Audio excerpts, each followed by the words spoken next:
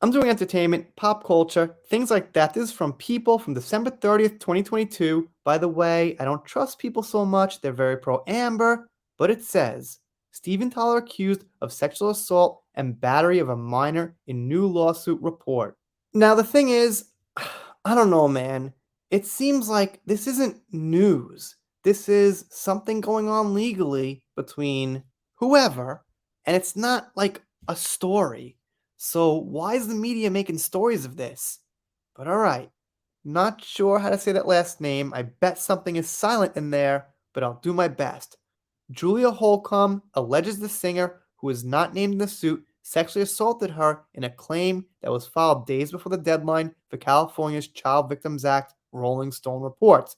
So Rolling Stone is reporting on accusations against Steven Tyler. I thought they did music, man. I thought they were on musicians' side. I didn't know they did all this clickbait type news. Well, I know now. I know recently, but I mean growing up, reading them, I respected them, and when this transition happened, I didn't realize it until Johnny, basically. But yeah, now Rolling Stone, eh, can't trust him so much. Let's see what we got here, though, from People. A woman who allegedly had a sexual relationship with Aerosmith frontman Steven Tyler when she was a teen in the 1970s has filed a lawsuit for sexual assault, sexual battery, and intentional infliction of emotional distress, according to Rolling Stone. What? So she's filing this now, and it happened in the 70s? I gotta ask, man. I gotta ask, what took you so long to file this? Was it because you saw Amber Heard in the news? Ah, but wait, I thought that case is supposed to hurt victims.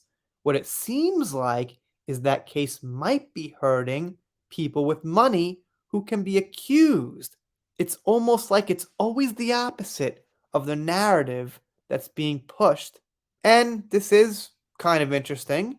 The magazine obtained a copy of the lawsuit, which does not identify Tyler by name, but whose allegations align with comments the rocker has made publicly in his 2011 memoir, Does the Noise in My Head Bother You? About a relationship with an unnamed 16-year-old girl. Already, it sounds kind of like Manson putting some pieces together with something he said and this and that, but obviously we don't have evidence, so what are we talking about here?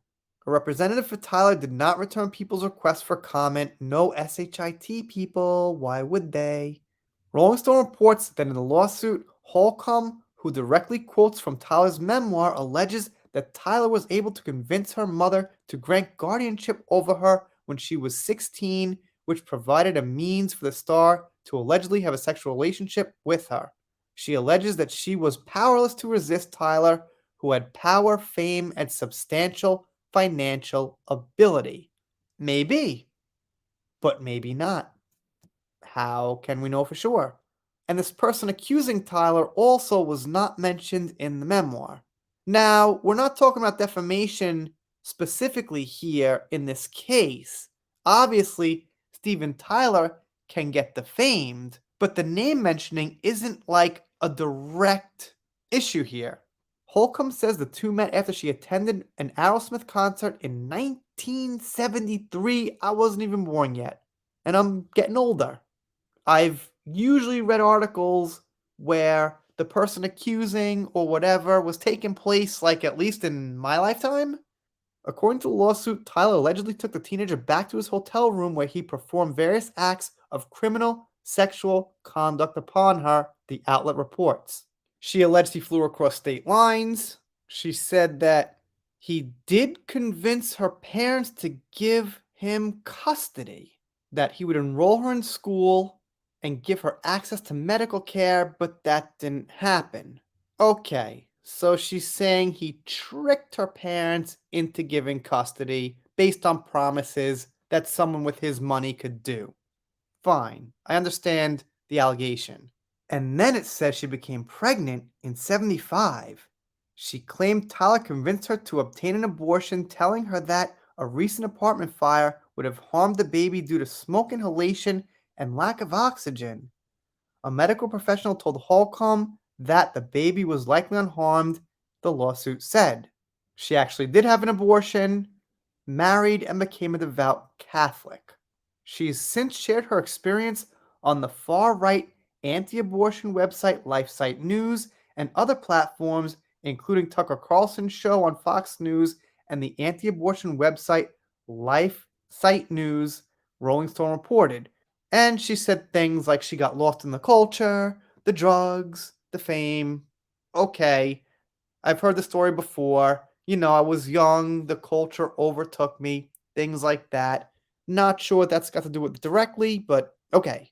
Anyway, I'm really looking for any way to prove this. Is it just going to be that she's looking at these memoirs saying, this is me he's talking about? I said exactly this. Is that enough? Why did she wait so long? Am I getting something wrong? Says she was a teen in the 1970s.